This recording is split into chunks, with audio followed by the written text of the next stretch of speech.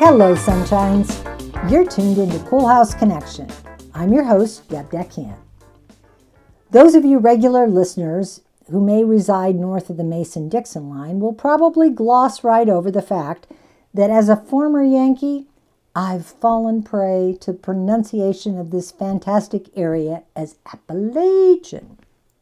It may even sound correct to your ears, but as I was reminded this week by a true lifelong Southerner, saying Appalachian tweaks local ears and instantly identifies the speaker as from off.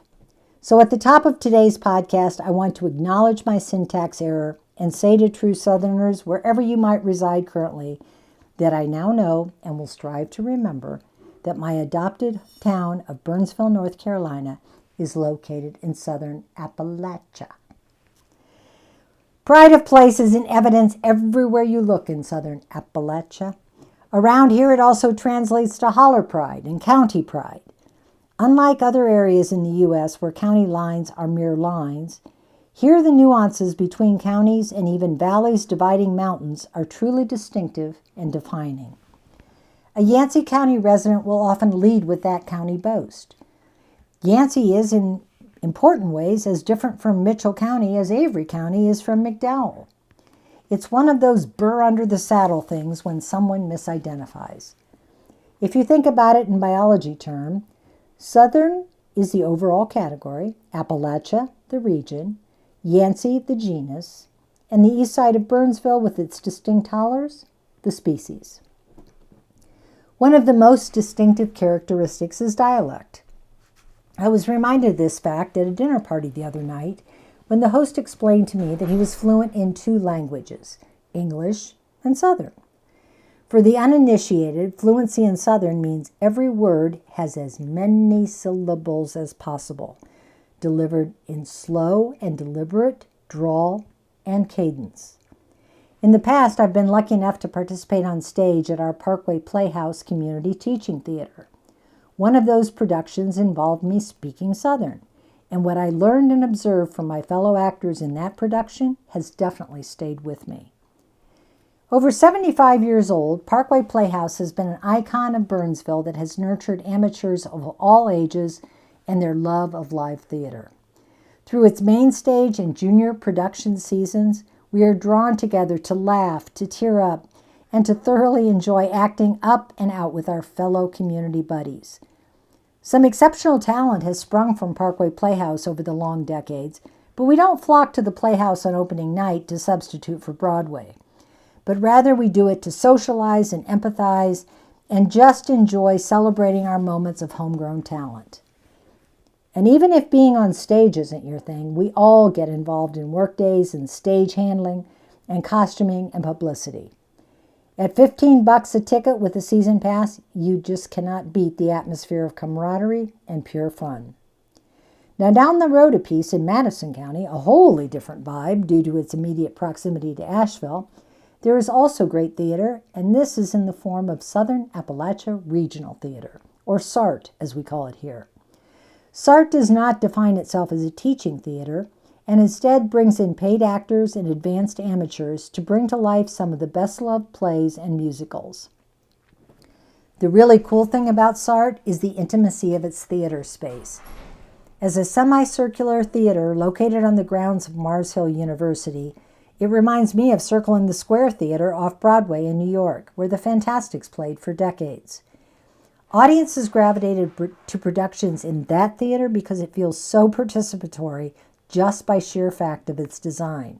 You can't help but be drawn in. And like Circle in the Square, there's not a bad seat in the house at SART.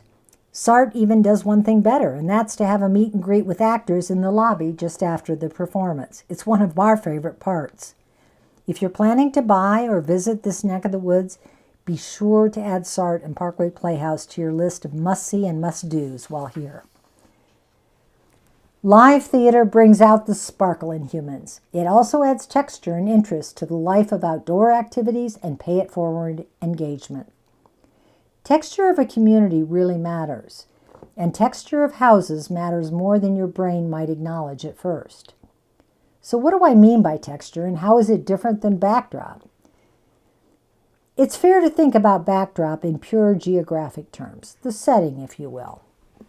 In the case of Yancey County and our homes here, we sit against the backdrop of the Blue Ridge Mountains and Mount Mitchell, with the Pisgah National Forest and mountains and Black Mountain Range in close proximity.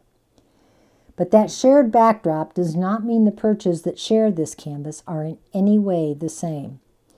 One of the many things that makes Yancey County and Burnsville in particular so compelling for an architectural aficionado like me is the absolute diversity of houses here. If you want an authentic log cabin that harkens back to our original settlers, you can find it here. If your tastes tend more toward A-frame mountainy structures, they abound here, as do small bungalows, classic brick four-squares, and mid-century ranchers. Even if you want an Italian villa with 360-degree views, we can find it for you. All are here.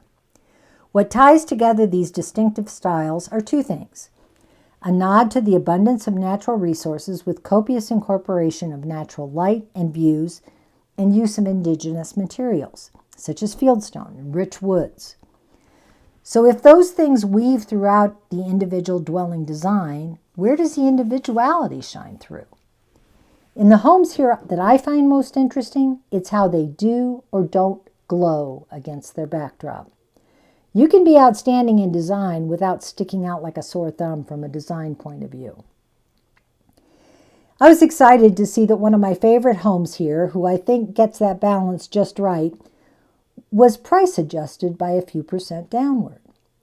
This particular home is fully integrated into its perch, and its wall of windows looking out to Mount Mitchell is within the mailing zip code of Burnsville. It's in Yancey County, so only subject to county taxes, but it's close enough in to be fully convenient on paved roads to town amenities. What makes this particular home resonate with me is its fully soft contemporary sensibilities, which are interwoven with natural materials. It sits in a neighborhood, but architecturally it's a really good neighbor.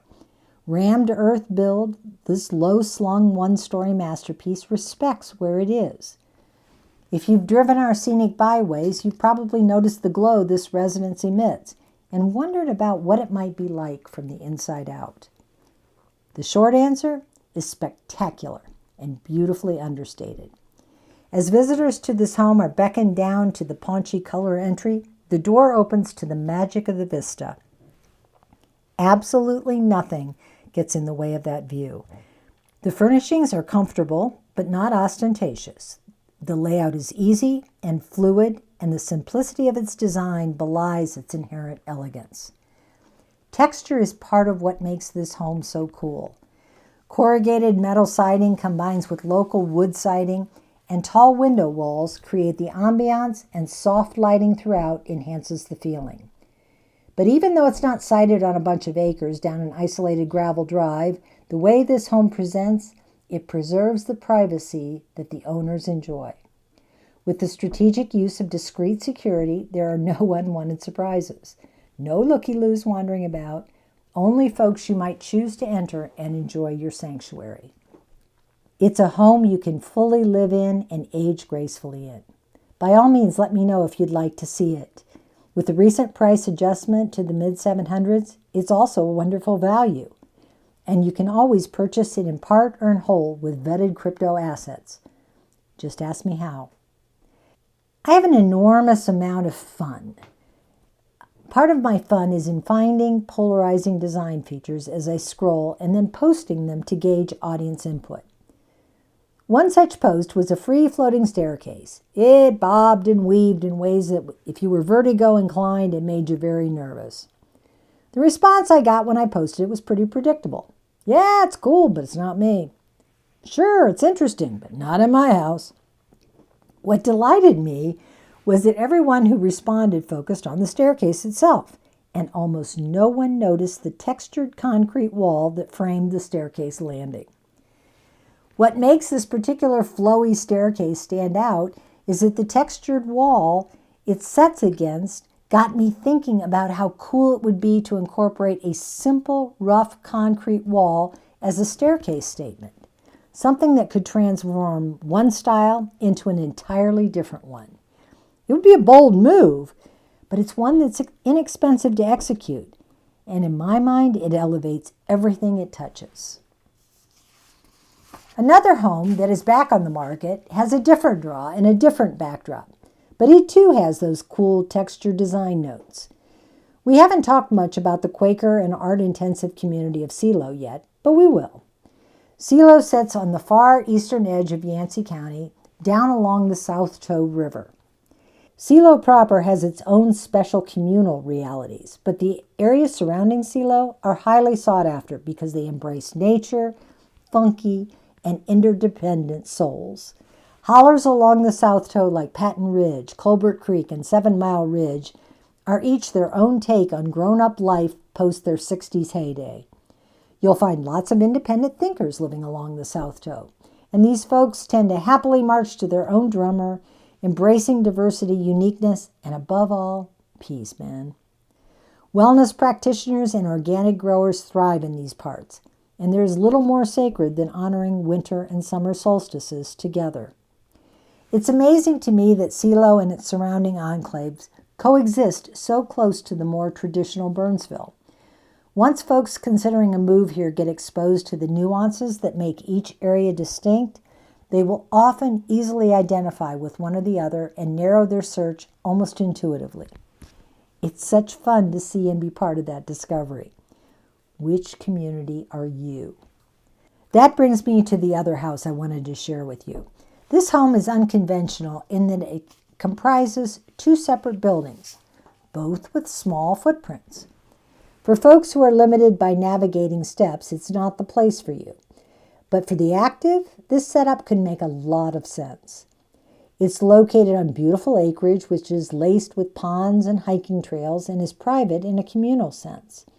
While that may sound like an oxymoron, it's not. Think about winding gravel roads that permit seclusion when you want it and togetherness when you don't. It's sort of the best of both worlds. There are no short-term rentals in this enclave, and that ensures that the long-term appreciation for whoever discovers this home and makes it their own will benefit from. As a realtor, I loved seeing how well-maintained and beautifully low-key this special place is. It's definitely worth your look. Give me a call and we'll set it up. My final thought for today is to be brave. Don't shy away from creative ideas that break the traditional design mold and mindset. Rather, consider deeply how you can make a bold statement and still honor the environment where your home is located. I hope you always choose to be different in ways that make you and your individual tastes uniquely wonderful. It's frankly one of the best ways I know to stay cool.